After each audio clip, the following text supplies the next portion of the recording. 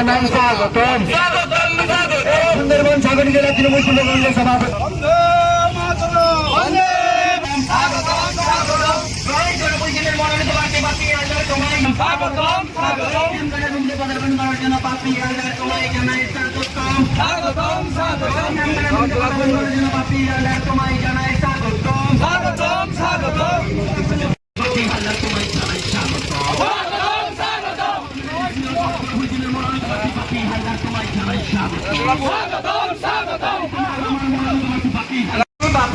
তোমায় জানাই স্বাগতম।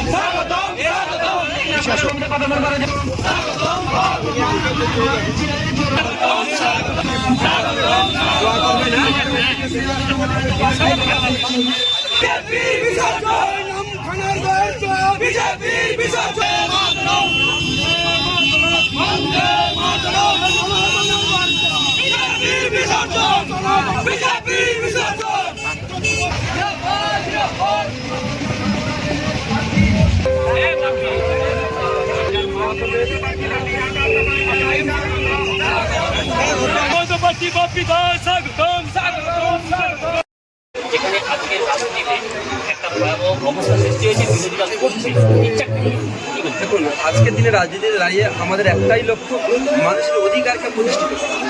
মানুষের অধিকারকে প্রতিষ্ঠিত করাই হবে আমাদের মূল কাজ এবং প্রধান কাজ।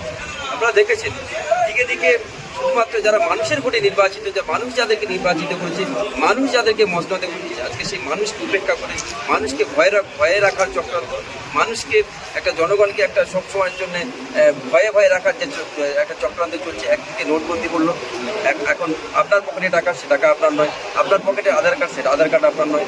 প্রত্যেকটা মুহূর্তে সাধারণ মানুষের ভোটে যারা নির্বাচিত, সাধারণ জনগণের ভোটে যারা নির্বাচিত, সেই জনগণকে যারা একেবারে দুর্গে বুঝে শেষ করে দেওয়ার যে চিন্তাভাবনা নিয়েছে, আমরা মনে করি বাংলার মানুষ আন্দোলন করতে জানে, বাংলার মানুষ স্বাধীনতা আন্দোলন করছেন। আপনারা জানেন সবাই, আজকের আমাদের প্রিয় নেত্রী মমতা বন্দ্যোপাধ্যায় এবং আমাদের নেতা অভিষেক বন্দ্যোপাধ্যায় যেভাবে সাধারণ মানুষের জন্য আন্দোলন করছে, শুধুমাত্র তৃণমূল কংগ্রেস নয়।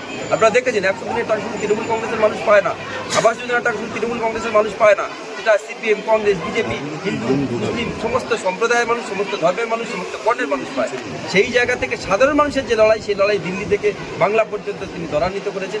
আমাদের যে উদ্দেশ্য, সাধারণ মানুষের যে অধিকার, সেই অধিকারকে প্রতিষ্ঠিত করা এবং জমিদারিকে ধ্বংস করা। 7টা বিধানসভার মানুষের কাছে কি বাকিটা পৌঁছাতে পারবে?